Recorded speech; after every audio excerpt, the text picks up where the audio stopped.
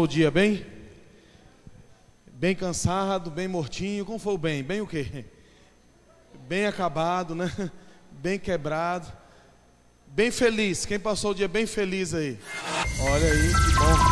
Estamos aqui reunidos nessa noite. Sejam todos bem-vindos. É bom poder tê-lo aqui. Você, nosso amigo internauta que nos acompanha nessa noite também.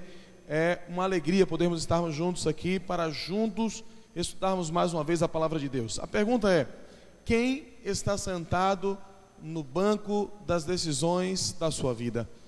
A vida, ela é feita de escolhas e nós não podemos fugir disso. Vamos ver se ali vai funcionar. Posso testar ali? Não foi. Lá não foi não.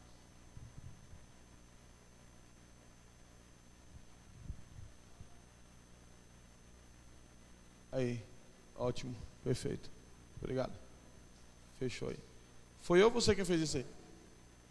Fui eu? Então, fui eu mesmo. Então, beleza. A vida, ela é feita de escolhas e nós não podemos fugir dessa realidade. A questão é: quem estará fazendo ou nos ajudando nessas escolhas e nessas decisões? Muitas vezes nós somos tentados a tomar o controle de nossa própria vida em nossas mãos.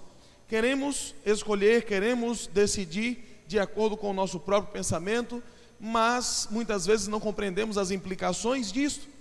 E o fato é que na vida nós sempre teremos que fazer as nossas próprias escolhas, porque somos livres para escolher, mas nós não somos livres para decidir as consequências de nossas escolhas.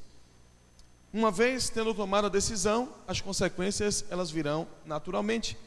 Eu quero ver com você nessa noite um texto bíblico e depois nós vamos ver algumas histórias interessantes acerca de escolhas.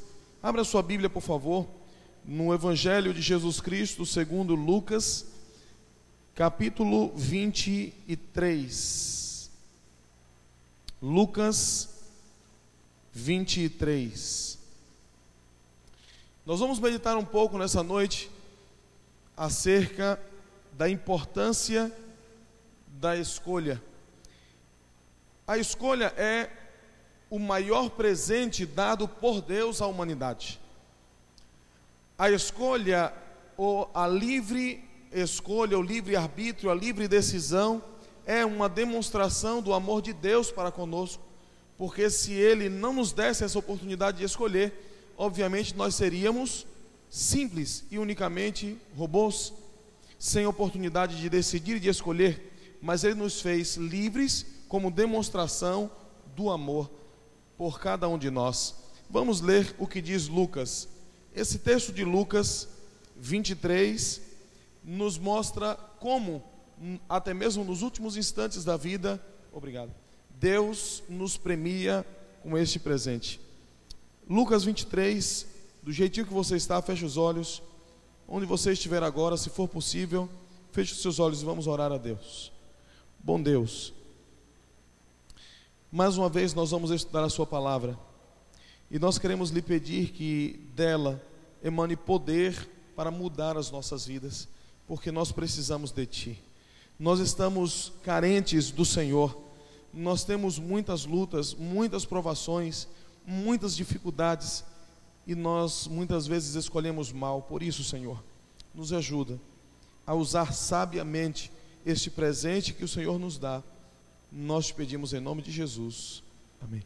Lucas 23, e eu leio com você o versículo 32 e 33, diz assim: 2 outros homens, ambos criminosos, também foram levados com ele para serem executados. Quando chegaram ao lugar chamado Caveira ou Calvário, ali o crucificaram com os criminosos, um à sua direita e o outro à sua esquerda. Esse relato mostra-nos o momento exato em que Jesus Cristo era levado ao Monte Calvário. E com ele haviam 2 criminosos. Interessante é que a Bíblia não narra que neste dia haviam 4 5 ou mais criminosos. Por que haviam 3? Por que Jesus foi pendurado ao meio? Esta resposta nós iremos ver ao longo desta noite, ao percebermos como Deus nos presenteia com a escolha. Mas antes eu quero contar para vocês a história desses dois irmãos, Edwin Thomas e John Wilkes. Esses dois irmãos, filhos de mesmo pai e mesma mãe, cresceram juntos, tendo uma paixão em comum. Eles gostavam de contracenar. Eles eram atores e eles se apaixonaram pelas peças de Shakespeare e eles então se especializaram nessas peças. E chegaram a contracenar várias vezes juntos em diversos teatros norte-americanos, levando multidões ao aplauso ensandecido ao final de suas apresentações. Edwin Thomas e John Wilkes eram bons naquilo que faziam, mas a escolha faria a diferença na vida desses dois homens. Uma decisão iria mudar de uma vez por todas o rumo da vida deles. John Wilkes, em uma noite fria, ele entra pelas portas do fundo do Teatro Ford, um dos maiores teatros dos Estados Unidos. Passa por uma porta escura e dirige-se por um corredor estreito até adentrar no camarim, na cabine de honra, e disparar uma pistola calibre 22 contra a cabeça do então presidente dos Estados Unidos, Abraham Lincoln. Os irmãos, conhecidos como os irmãos Booth, carregam em sua família esse estigma por conta da escolha de John Wilkes Booth. Ele escolheu disparar contra a cabeça do então presidente. Ele foi preso, foi julgado, foi condenado, e depois que a sentença saiu, ele não suportou viver com todo aquele peso de consciência, e na cadeia ele enforcou-se, porque não suportava viver com o sentimento de culpa. O seu irmão Edwin Thomas, ele não tinha mais prazer de contracenar. Perdera o seu companheiro de palco, perdera a sua alegria de viver. Os seus pais já eram mortos, e o único companheiro da sua família, o seu irmão, que crescera com ele contracenando, agora também havia tirado a sua própria vida depois de cometer um crime bárbaro. Para Edwin Thomas não restava nada mais aos seus próprios olhos, e ele também havia se entregado a uma vida ébria, longe dos palcos, longe dos seus sonhos e longe dos seus objetivos. Até que um fato mudou de uma vez por todas a vida de Edwin Thomas. Edwin Thomas estava numa estação de trem em Nova Jersey, e enquanto ele aguardava a chegada do trem para embarcar na plataforma de embarque, um garoto de aproximadamente 15 anos escorrega e cai no fosso que o trem haveria de estacionar, de chegar. Aquele garoto não conseguia subir de volta para a plataforma, e Edwin Thomas não pensou duas vezes, se lançou embaixo e tirou o garoto, mas agora ele estava com problemas, porque ele era de pequena estatura e não conseguia voltar para a plataforma. Risco maior ainda, porque o trem dava sinal de que estava se aproximando, e ele não conseguia alcançar a plataforma para subir. O trem aproximando-se, Edwin Thomas em perigo, depois de ter arriscado a sua própria vida para salvar a vida de um garoto de 15 anos que ele sequer conhecia. E poucos instantes antes da chegada da locomotiva, um homem deita-se na plataforma, estende o braço e puxa Edwin Thomas a salvo para cima da plataforma. E você pergunta, por que esse incidente mudou a vida de Edwin Thomas?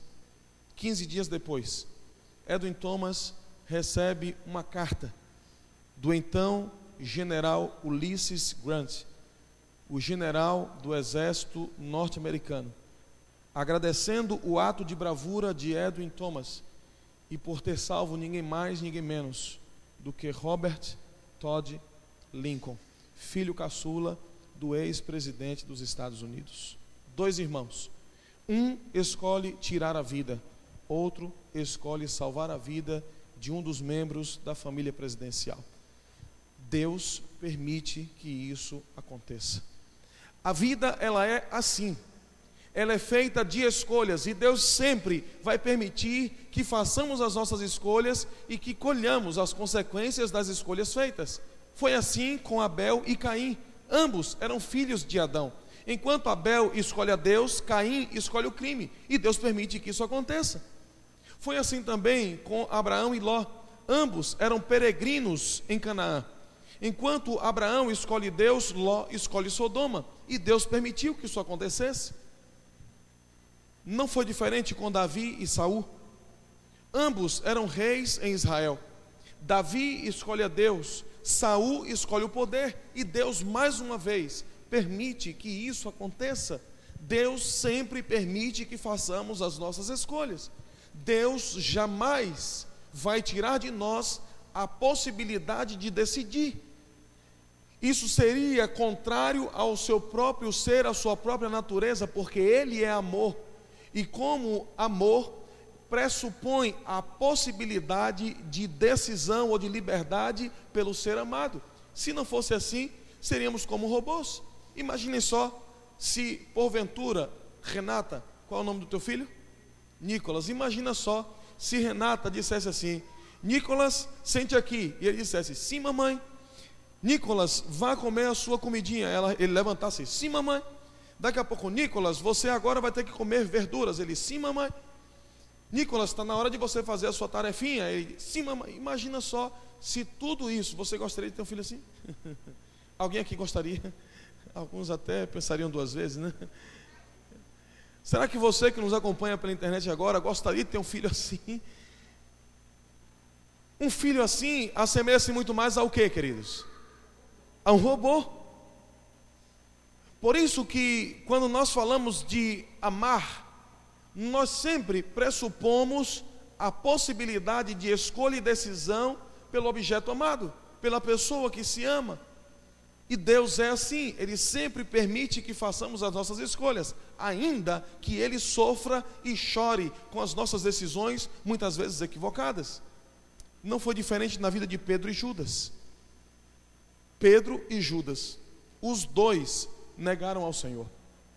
Mas enquanto Pedro busca misericórdia, Judas busca o quê? A morte. E Deus o que fez? Permitiu que isso acontecesse. Dimas e Gestas, amigos de infância, cresceram juntos, e durante toda a sua infância eles brincavam bastante, e eles também na fase adulta andaram juntos. Pena que em um dado momento da vida deles, eles começaram a andar junto de pessoas que não eram boas companhias para ele. Quando eles menos esperavam, eles já estavam cometendo pequenos delitos, pequenos furtos, entrando em casas de outras pessoas, assaltando pessoas em estradas escuras. E Dimas e Gestas, então, começaram a fazer parte de uma gangue. Essa gangue era liderada por um homem chamado Barrabás.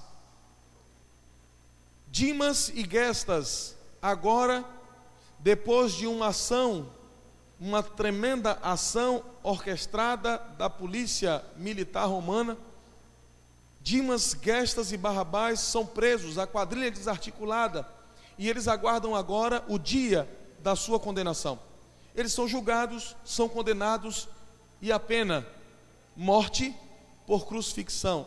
Apesar de que, me permita abrir um parênteses, crucifixão não era um instrumento de morte nos dias de Jesus.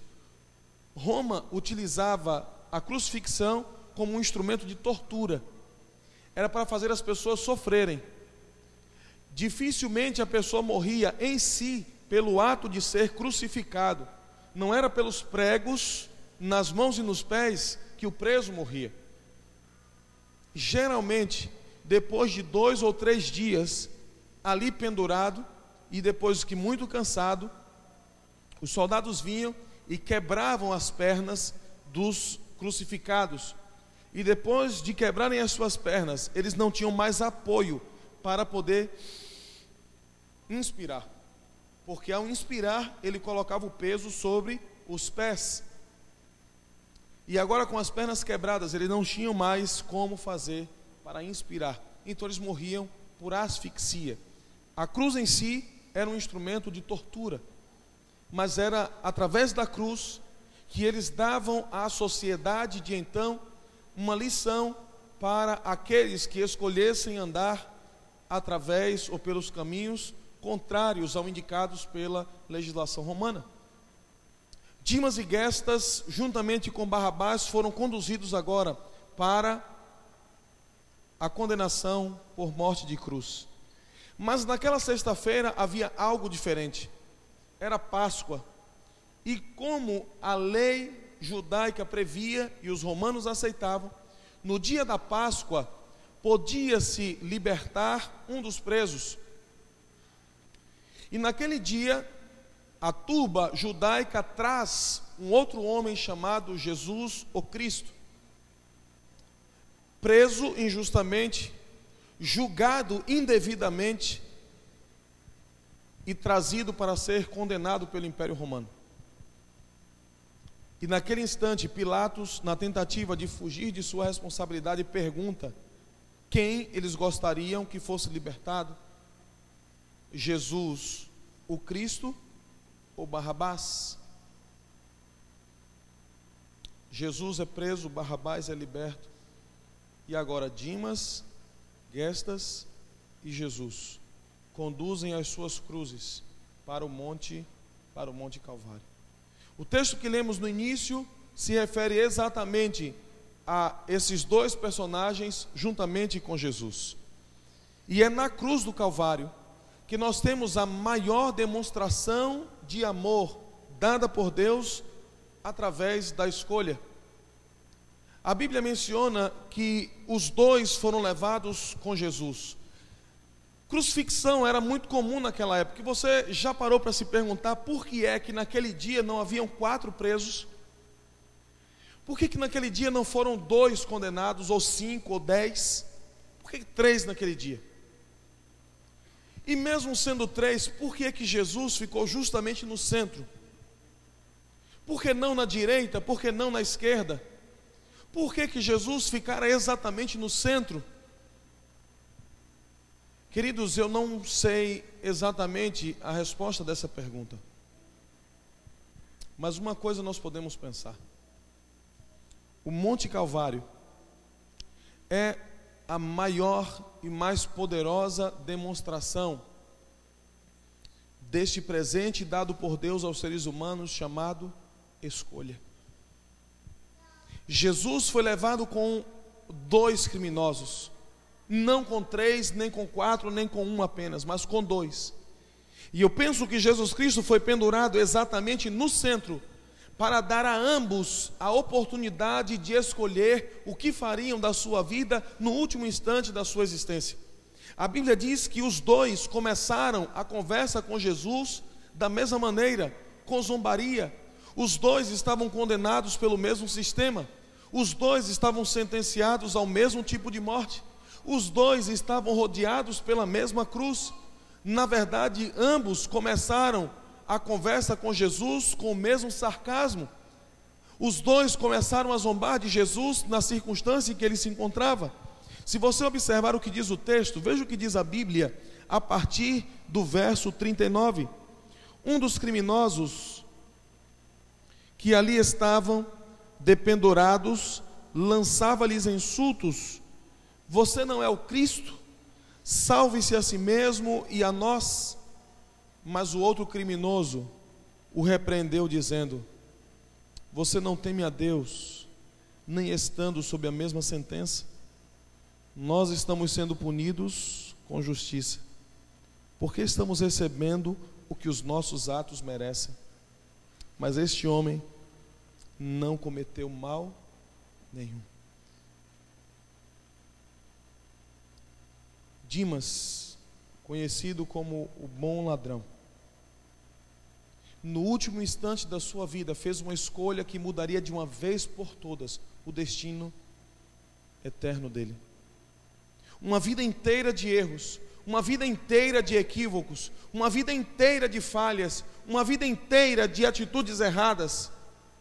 Eu não sei se estou falando para alguém nessa noite que, ao olhar para o seu passado, e quando eu falo de passado, eu não falo apenas de 10, 15 anos, eu estou falando de ontem, eu estou falando de semana passada, eu estou falando de hoje pela manhã, que já é o nosso passado, ou quem sabe hoje, um pouco antes de vir para cá, fez escolhas que compreende que foram erradas, esteve onde não deveria estar, falou o que não deveria falar, pegou o que não deveria pegar, viu o que não deveria ver.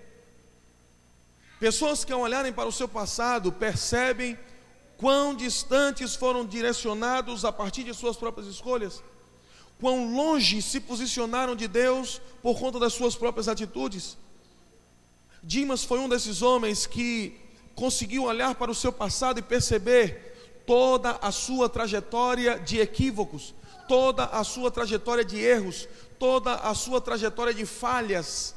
E eu vou dizer uma coisa para você, querido. Pode soar até um pouco preocupante para você. Você pode administrar essa informação bem ou não. Mas a vida da gente não é medida no presente tanto pelas escolhas equivocadas que fizemos no passado, mas elas são determinadas pelas escolhas que fazemos hoje para construir o nosso futuro. Você não é vítima do destino. Você não é vítima de uma vida sem sentido. Você é arquiteto ou arquiteta do seu destino. A minha e a sua escolha constroem o nosso futuro. Aquilo que fazemos hoje, nós iremos, obviamente, colher em algum momento de nossa vida. Aqueles dois homens começaram a conversa com Jesus da mesma maneira, mas em um dado momento, um deles escolhe mudar.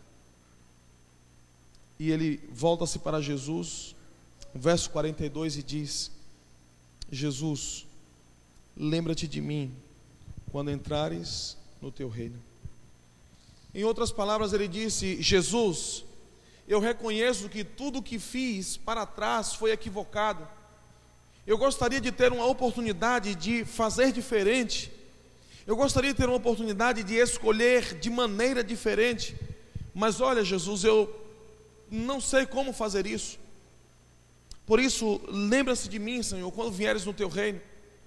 Eu gostaria de ser uma pessoa diferente. Eu gostaria de fazer escolhas diferentes na minha vida. Jesus, compreendendo exatamente a profundidade do seu coração, lhe responde: eu lhe garanto. A minha versão diz assim: eu lhe garanto, você vai estar comigo no paraíso. Você já viu essa declaração feita na Bíblia a algum médico, advogado, pastor? Não. Mas nós temos uma declaração de Jesus, de que um ladrão, que até aquele momento tinha agido equivocadamente na sua vida, por uma escolha certa que fez, ele recebeu do Senhor Jesus a garantia de que estaria salvo no reino eterno. Uma escolha certa pode mudar uma multidão de escolhas erradas que fizemos inconscientemente em nosso passado. O Senhor Jesus Cristo, da mesma maneira que foi pendurado naquela cruz, no centro ou ao centro, para dar àqueles dois homens igual oportunidade, igual chance, igual possibilidade de decidir, Ele continua igualmente distante de mim e de você hoje, para que nós possamos fazer as nossas escolhas e definir os rumos eternos de nossa vida. Eu lhe pergunto: você gostaria de ouvir do Senhor Jesus esta declaração? Já imaginaram? Ouvir dos lábios de Jesus: olha, você vai estar comigo lá nas mansões celestiais, você vai estar comigo lá no céu, você vai estar comigo na eternidade. Mas Senhor, eu não sei como é que... Não se preocupe, você vai estar comigo. Você gostaria de receber essa declaração dos lábios de Jesus? Quantos gostariam? Deixa eu ver. Essa declaração, ela só pode advir dos lábios de Jesus para uma pessoa que o escolhe de maneira sincera, para uma pessoa que coloca-se inteiramente nas mãos dele. Eu não sei, a Bíblia não diz, mas eu imagino que se aquele homem fosse liberto da cruz, se ele descesse da cruz, ele não teria mais a vida que ele havia vivido até aquele momento. Ele não viveria mais daquela maneira indissoluta que vivera até ali. Ele não viveria mais naquela vida criminosa que vivera até ali, porque ali ele havia feito uma escolha de colocar Jesus Cristo assentado no banco das decisões da vida dele. Quem está ocupando o centro do teu coração? Só há um trono e uma cruz em nosso coração. Se você coloca Jesus na cruz, você está sentado no trono, conduzindo todas as suas escolhas e decisões. Mas se você coloca-se na cruz, crucifica o seu próprio eu e coloca Jesus assentado no trono do seu coração, você pode ter a segurança de que essa declaração feita um dia a um ladrão será feita a mim e a você pelos lábios de Jesus, que dirá a mim e a você: você vai estar comigo lá nas mansões celestiais, você vai estar comigo no paraíso, você vai estar comigo no céu, porque a tua escolha foi de abrir mão de suas próprias vontades para me permitir sentar no trono do teu coração e tomar as decisões mais importantes da sua vida. Esta semana nós falaremos sobre escolhas. Esta semana nós iremos ver exemplos de escolhas que mudaram a vida de muitas pessoas. Esta semana nós iremos tomar as nossas próprias decisões e iremos escolher quem irá governar a nossa vida. Eu espero que nessa noite, ao sair daqui, você possa sair com uma firme decisão no seu coração e na sua mente.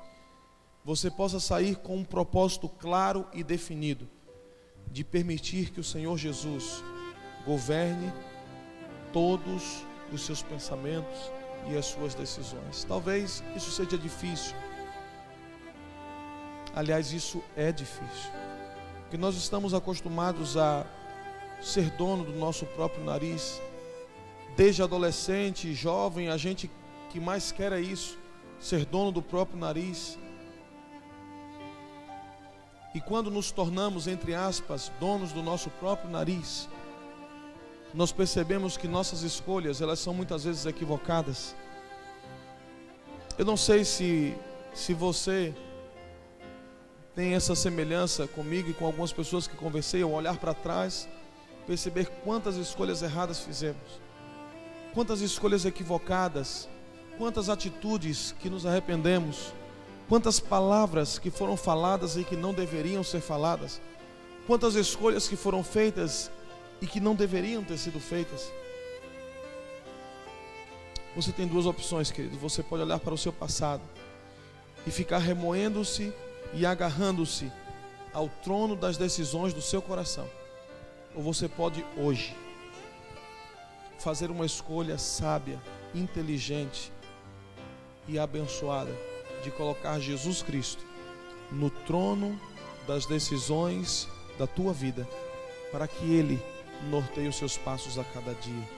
E esta escolha certa pode nos render a mais sublime declaração ouvida por um ser humano: você vai estar comigo no paraíso.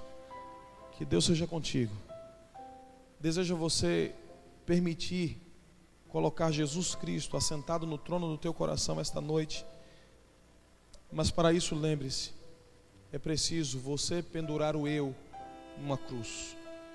Está você disposto ou disposta a tomar um martelo,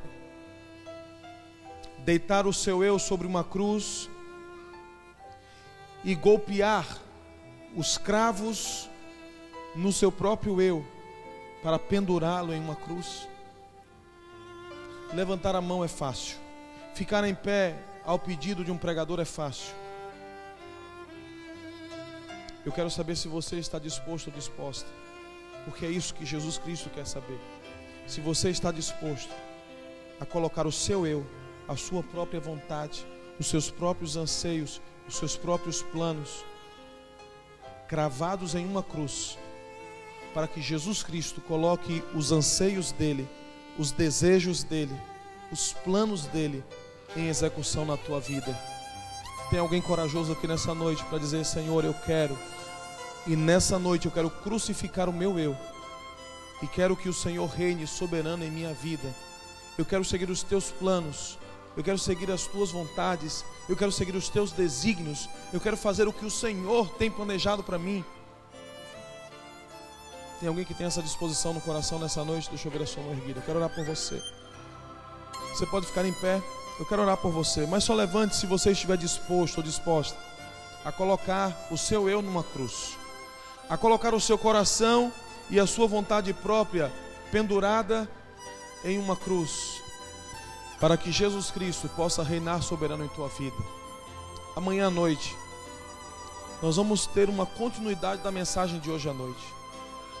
Nós vamos ver o que aconteceu exatamente naquelas 3 cruzes.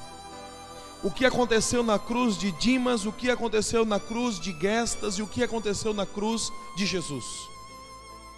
Porque o que aconteceu, especialmente na cruz daqueles 2 homens, se repete cotidianamente na minha e na sua vida. E precisamos tomar uma decisão.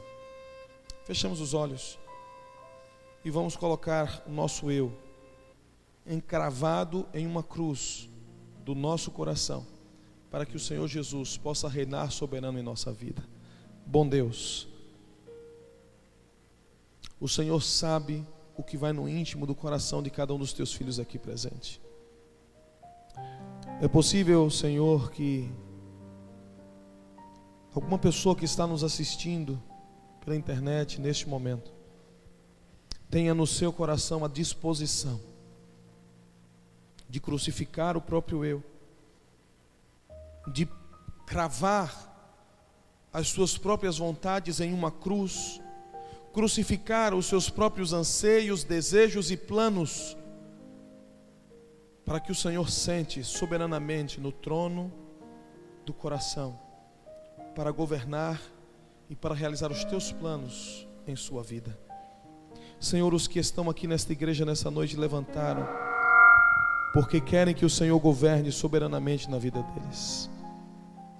Mas só o Senhor enxerga aqueles que estão atrás de uma tela de computador neste momento, quem sabe de um dispositivo móvel, e nós queremos lhe pedir, Senhor, que vá até onde cada uma dessas pessoas está, e que o teu Santo Espírito o mova a levantar-se neste momento como demonstração da sua entrega ao Senhor Jesus Cristo. Nós não temos, Senhor, convicções acerca do nosso futuro. Nós não sabemos sequer se chegaremos em casa hoje à noite. Por isso, agora, enquanto nos resta fôlego de vida, nós queremos, à semelhança daquele homem, olhar para a tua cruz e dizer: Senhor Jesus, lembra-se de cada um de nós quando vieres no teu reino. E em nome de Jesus, Pai, que a declaração feita àquele homem seja repetida pela fé a cada um de nós nessa noite, e que possamos ouvir, ecoando aos nossos ouvidos, a tua declaração de que nós estaremos com o Senhor no paraíso. Nos leve em paz aos nossos lares nessa noite, e que esta decisão tomada hoje seja renovada a cada dia de nossa vida, a cada instante de nosso viver, para que possamos dia após dia permitir que o Senhor reine soberano em nossa vida, pois queremos estar contigo nas mansões celestiais. Nos dê uma noite de paz, nos dê um dia vitorioso amanhã, e que à noite possamos estar aqui juntos mais uma vez, para darmos um passo mais em tua direção. Te oramos em nome de Jesus. Amém, Senhor. Deus seja contigo, Ele abençoe. Que o coração seja governado por Jesus Cristo a cada dia, em nome de Jesus.